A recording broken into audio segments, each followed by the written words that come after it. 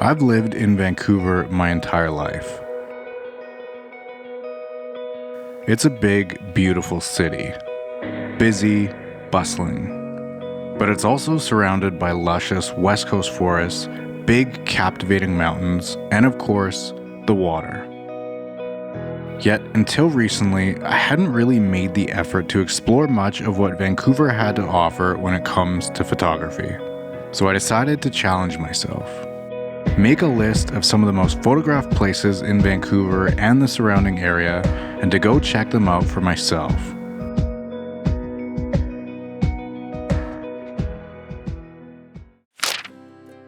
This is a spot that I only went to pretty recently despite knowing about it for years. It's a really common spot in West Vancouver, and for a reason. I went back on 2 separate occasions, once to capture photos from one side of the lighthouse, and a second time to get photos from the other side. The good shots, in my opinion, are from down on the beach. There are some lookouts, but honestly, the view is not that great unless you go down to the beach on either side. This is another really nice beach spot in West Vancouver, not far from Lighthouse Park. Again, it's a super popular photo spot, and my wife and I even had our engagement shoot here. Really great spot to check out the sunset or to just hang out on a sunny day. This is a spot that used to be somewhat of a secret and hard to find apparently, but now it's a pretty popular and easy to find spot, even pinned on Google Maps. But it's still a really cool platform with nice ocean and mountain views from Horseshoe Bay. Again, because it's on the west side of Vancouver like Whitecliff and Lighthouse Park, it's another really great sunset spot. Cypress Lookout is one of my favorite spots in the city to catch the sunrise. It's a bit of a drive halfway up Cypress Mountain, but it's well worth it. The road to get up to the lookout spot doesn't open until 7 a.m., so make sure you're going in a time of year where the sunrise is after this, obviously.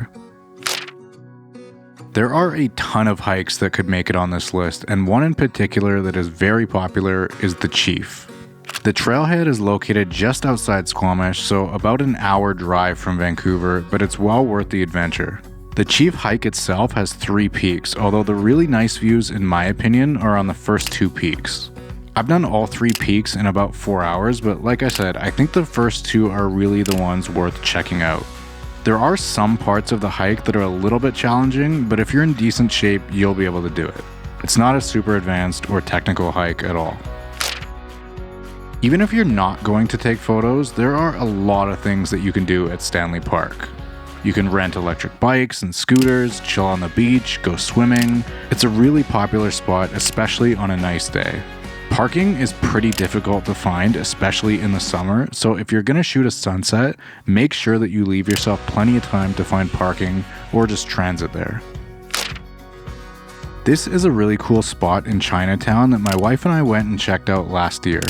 Again, this is definitely one of those types of places that I would never have gone to unless I was actively trying to find new cool spots in the city. I'm a big fan of this spot. It's in North Vancouver, very close to Grouse Mountain.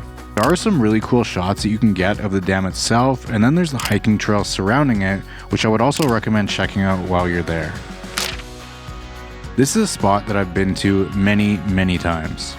I grew up on the North Shore, so I pretty much lived here as a kid. It's changed a lot since then, but one thing that hasn't changed is how awesome the view is that you can get of downtown Vancouver. Not only that, but it's just a great spot full of good places to eat, breweries, live music, and all kinds of good stuff to do. I've always found that to be motivated to get out and shoot photos, it has to be an adventure. I have to be traveling, trying to find these big, majestic scenes at the summit of a 5-hour hike. I don't know if this is the case for everyone, but I can sometimes forget to look around.